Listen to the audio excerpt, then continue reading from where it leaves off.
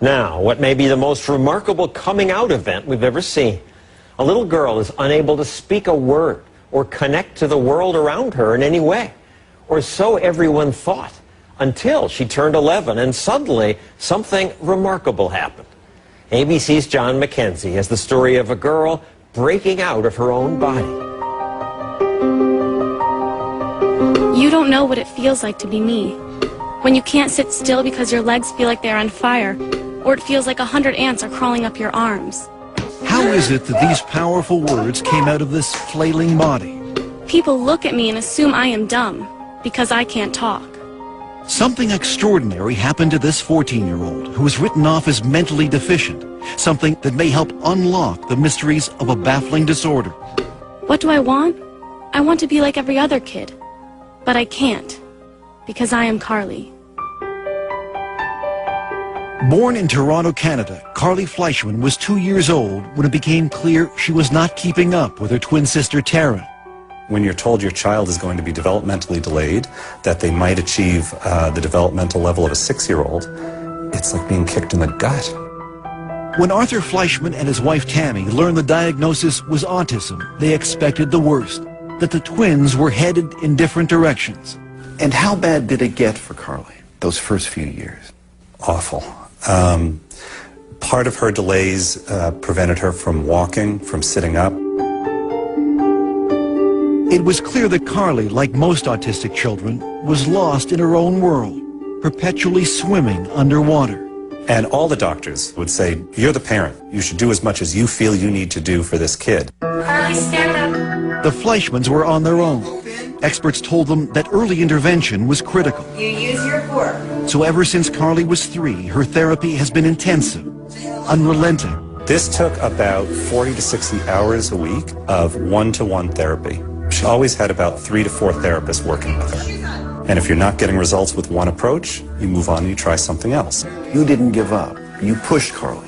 When you look in Carly's eyes, you can see an innate intelligence. So we never gave up. We never gave up.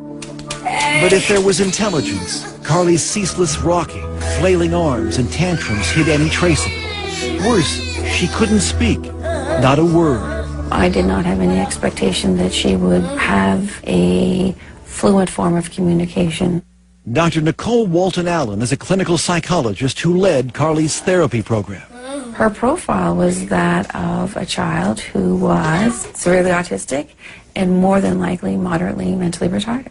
And did you ever think about institutionalizing her? We had friends saying, you know, you've been plugging away, spending thousands of dollars on therapy. You're not really seeing the progress. So, of course, you start thinking about, should she be in a group home? But you decided against it. I could never do it. Could never do it. How can you give up your kid? Despite thousands of hours of therapy over months and years, Carly's progress was excruciatingly slow. That is until one day 3 years ago when Carly was 11. She ran to a computer for the first time, and what happened next was a breakthrough so profound it would finally pierce Carly's silent, secret world. And she was quite distressed, and she starts to spell H-U-R, and it was like T, hurt. And then a little bit later on, she spells H-E-L, and we kind of pushed her to finish, and she puts P, so she spells help. Afterwards, she sort of got up, went behind the couch, and she threw up. Barbara Fenton Nash is one of Carly's longtime therapists. So what did this tell you? It told us that there was a lot more going on there than we knew. And to us, that was a breakthrough moment because we hadn't specifically taught her the words. And at first, we didn't believe it. Knowing this child for 10 years and never seeing her write a thing, of course you're going to be skeptical. Everyone was, including her other therapists, who were now desperate to see proof. But Carly refused to type, exhibiting the same hysterical behavior that led experts to label her as mentally retarded. She would strip off her clothes. She would go into the bathroom and she would engage in fecal smearing. So the typing was great, but no one could see it. Here, show me. What was needed was some tough love. If Carly wanted something, she would have to type for it. First type, and then you get. Let's go. Oh, she had to work for it. If she wanted information, if she wanted to go somewhere, she had to type by herself.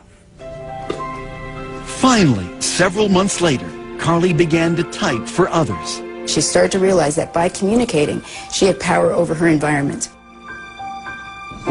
And what came through her finger, typing one letter at a time, with fluency no one could believe, was astonishing. I am autistic, but that's not who I am. Take time to know me before you judge me. I am cute, funny, and like to have fun. Through her torrent of words, Carly began to unravel the mysteries behind her often wild behavior. Like banging her head. Because if I don't, it feels like my body is going to explode. It's just like when you shake a can of Coke. If I could stop it, I would, but it's not like turning a switch off. I know what is right and wrong, but it's like I have a fight with my brain over it. Use your words. And Carly was not shy about expressing her desires and frustrations. I want to be able to go to school with normal kids, but not have them getting upset or scared if I hit a table or scream. I want something that will put out the fire. We were also horrified because for years we had spoken in front of her as if she wasn't there. Now, for the first time, Carly was able to have conversations with her parents. You think you can write back to Dad? I want to go on a snowmobile. Can we do it? Will you go on one? I think it would be fun. So here's your daughter, and finally you get to meet her. Mm-hmm. What was that like? Overwhelming. Overwhelming. I stopped looking at her as a disabled person. You promised.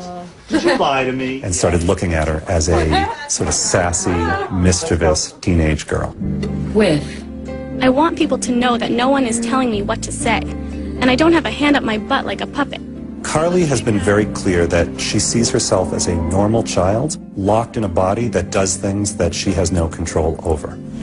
Side by side with her twin sister Taryn, it would be easy to dismiss Carly as intellectually challenged. That is, until you ask her a question. Carly, why do autistic kids cover their ears, flap their hands, hum, and rock? It's a way for us to drown out all sensory input that overloads us all at once. We create output to block out input. Carly's brain, unlike most people's, is overwhelmed by the senses of sight and sound, taste and smell. Our brains are wired differently. We take in many sounds and conversations at once. I take over 1,000 pictures of a person's face when I look at them. That's why we have a hard time looking at people. The one thing she can control is when and where she'll type. Oh, this is John. This is John. And usually she needs to be motivated. Finish up. You're doing great. When I tried making conversation with Carly, she would not type back. I'll tell you anything you want to know. Her finger hovering over the keys for hours, until I brought up my teenage son. He wants to play football. No, she's smiling. It's going to be something funny. Are you embarrassed? Come on, we want to hear what you have to say. Yes, I guess he's cute. 2 years that we've been communicating, and every time she writes something, there's a little bit of that sense of awe. The room resembled a ship's cabin. Its walls Dear made Dad, of wooden laths, I love when you read to covered me, by many coats and I of- love that you believe in me. I know I'm not the easiest kid in the world. Give me a kiss. However, you are always there for me, holding my hand and picking me up. I love you. I'll go through many sleepless nights to hear that. I'll spend every penny we have to hear that. Was there one writing in particular that left a lump in your throat? In this writing where she says, "You've never been in my body. I wish for one day you could be in my body."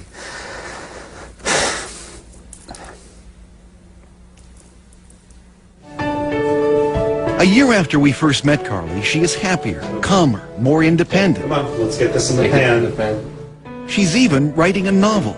I think that humankind is just oblivious to things that have been around for many years. She also has her own internet blog and twitters regularly, answering questions from people all over North America. I think Carly knows that she now has a voice that can help other kids. Now she looks at herself as someone who can make a mark on the world. And that's got to be life-changing. What do you hope for Carly now? I want her to be happy. I want her to have dreams and goals and accomplish those goals in spite of her challenges. I think the only thing I can say is don't give up. Your inner voice will find its way out.